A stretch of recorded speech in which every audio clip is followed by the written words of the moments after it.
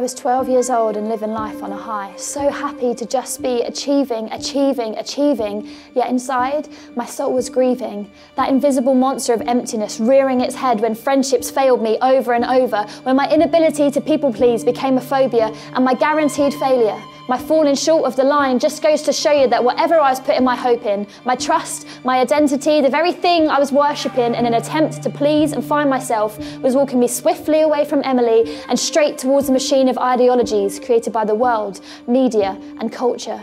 A machine ready to churn me up and spit me out as a plastic human who met the perfection points of a people who get to decide what is desired and what is detested. And it was in that threat of a dangerous, purposeless future that he found me. Cupping my face in his hands, pulling me in closely, telling me that he saw me, he knew me and he loved me. And even now, he is still my first love. I'm not talking about a boyfriend, no, something so much greater, a saviour. Flashback, I was 13 and learning more about this hero. They called him Jesus, a man both fully human and fully God, who left his heavenly throne to be born a helpless baby and live a life of sacrifice just to free us. And then they played me a video clip. A dramatic portrayal of a man that did not quit after having his back ripped open with hooked whips, tearing, yanking, shredding away his righteous skin, revealing his righteous blood. And covered in that royal red, he then hung by his wrists and his ankles after nails crushed through his bones to fasten him there. Beaten, bruised, mocked and stripped bare, waiting for the decreasing air to make his breathing cease, leaving him deceased. And what did he do? What did he do? He turned his head to the heavens and asked God to forgive us. Through all of that torture and agony, he thought about me, he thought about you, he thought about us. So what did I do? I said yes. And what did I find? That being a Christian was so different to how everyone has suggested that it would be. The world has it wrong. It's not about rules and regulations, do's and don'ts, cans and can'ts. It's about having a second chance, and a third, and a fourth, and a fifth. It's about knowing that when it comes to God loving everyone, you have not been missed. What's better than being told that you're a child of God?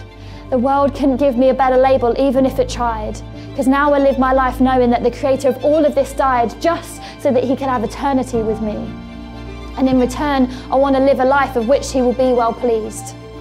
Maybe you think I sacrifice a lot in comparison to the normal pleasure-filled way of living. But I ask you, is that really living? Waking up to a new naked body, week in and week out, getting so drunk that I black out, or even becoming so focused on being the best that I'll trample on whomever to achieve my quest for success. And after I found Jesus, all of those things became so unappealing, and I soon realised it's because they were only feeding one thing: me. I just have to look at the world around to see that one, those things never truly satisfy, and two, having myself at the centre made everything seem irrelevant and unnecessary, giving life no greater purpose, making it pointless and momentary.